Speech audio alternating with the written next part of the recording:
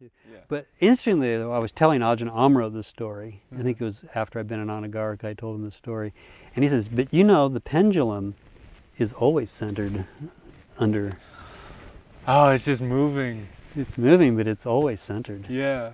I was like, oh, I don't understand that. Yeah. Oh, every single time, like sometimes you make an analogy to a teacher, and then they like build on your analogy in a way you don't understand yet. Exactly. Yeah. Yeah. Well, my very first teacher, Wade Hancock, was the name of this teacher that I was sitting with in New Hampshire, Zen Bear Tree Center. Wade saw me after I think it was a Monday night. We did our group sitting with the Zendo, and afterwards he came up to me and said, "How was your weekend at the ashram?" And I said, "Wade," I said, for the first time in my life, I can honestly say I love myself." He looked at me and goes, "That'll change," and turned around and walked away. And I remember thinking, he doesn't understand. But it was interesting because it's like, at the time I didn't get what he was saying, but then years later, when I actually was a little bit wiser maybe, or the conditions were right, I was like, oh, yeah, that's exactly, now I get what he was saying. My teacher Ajahn Pasano says that, probably still does for him, but he says, still things will come up, in real life. Probably when he started initially, like being an abbot, I can imagine this happened a lot, like things that he had heard Ajahn Chah say, or things Ajahn Chah had said to him directly. Yeah.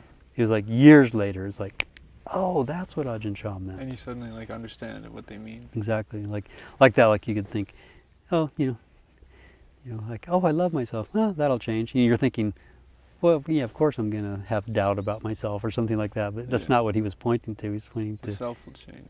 He was just pointing to impermanence. Yeah. Everything is changing. So, what about leaving your possessions behind? Like possessions and money and job and life. Yeah.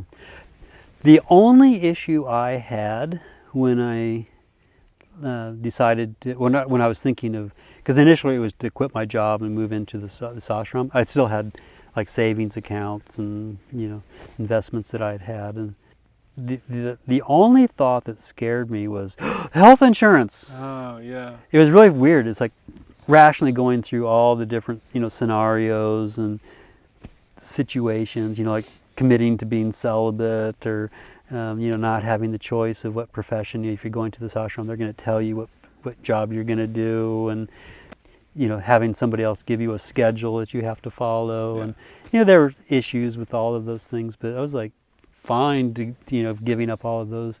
So that was really the only.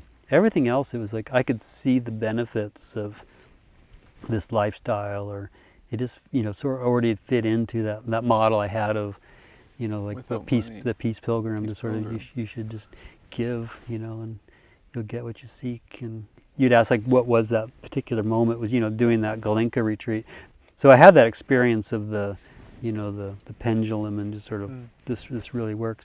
And I guess it was a couple days later though, after that experience of just being really enjoying it was hard. It was the 10-day retreat for the first time. It was one of the hardest things I ever did. But at the same time, as I was doing it, there's lots of benefits, and it was actually like a physical endurance of just sitting for 10 days was hard. But the mental part was actually quite enjoyable. I think it was about day 7 of the retreat. I think it's when the full moon was, and I remember thinking, I'm gonna ordain. I'm gonna give this a try, just because of I saw the benefits of the meditation.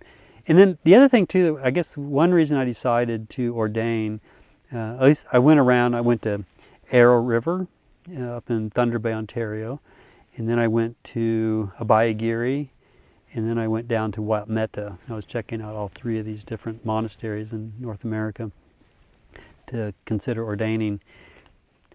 When I was at Abhayagiri, a couple things happened to me there that I should give this a try. And one, or I could see why I was actually kind of attracted to monasticism, and it was there that I had this sort of insight that when I sat 10-day retreats, it's like you're sitting at Insight Meditation Society or Spirit Rock. Like these are the 2 places that I would have been going to. You're sitting with like 100 people that are doing this retreat with you, and they're probably like 100 people that you would consider to be friends. They're like, they're interested in meditation like you are. They're interested in bettering their lives. They're being peaceful people, and probably very similar to you in many ways. Yeah. These are people that probably would be my friends. But you're sitting there in silence with them the whole time. You don't ever learn their names or anything like that, what they do. The last day you might be able to talk, and it's usually this sort of, it's almost like this manic, you haven't talked for 10 days, and so you just release, yeah. And then you leave. It was when I was at Abhayagiri, I had this insight, like, oh, why I'm attracted to monasticism is that, like, when I'm here, I get to talk to people, actually, making community.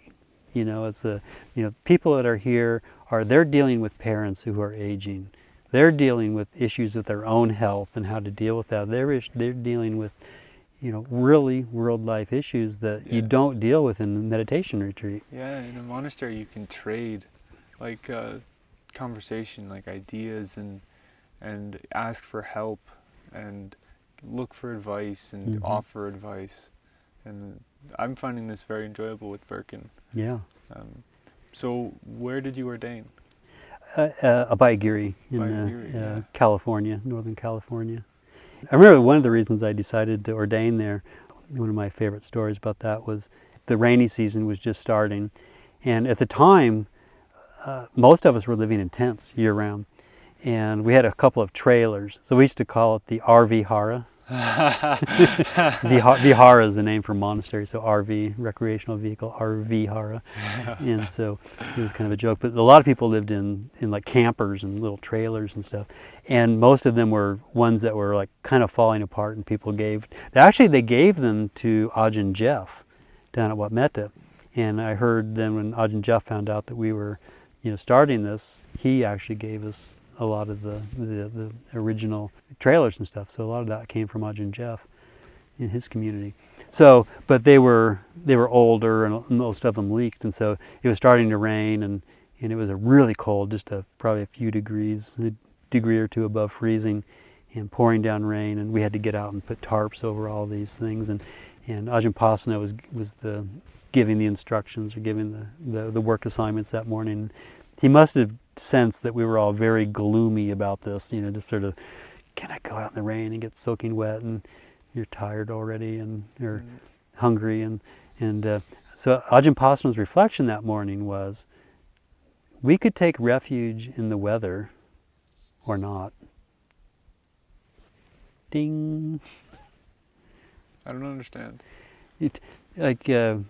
I'm only going to take refuge in things that are pleasant. Like, he said it's a good thing we don't, maybe he said something like, we don't take refuge, it's a good thing we don't take refuge in the weather.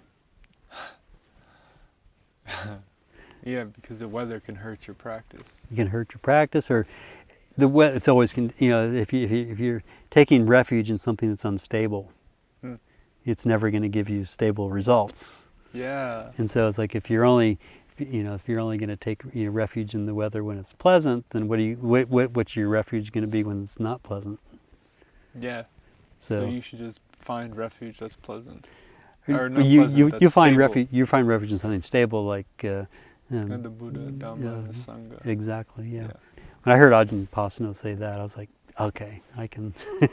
This is a teacher that I can relate to. It's a good thing we don't take refuge in the weather. Yeah, that's what he said. Yeah, it's a good thing we don't take refuge in the weather. So that's when I decided to stay at Abhayagiri. I can stand here and go this way, or you can stand over here and do that. Perfect. Or we got everything in that case. There. Now I'm as tall as they are. So this is our time-lapse video. Time-lapse video. Our group video. The first ever moving picture. We moved a lot of rocks. Okay. We did. By hand and by machine. So somebody else said they had a video they want.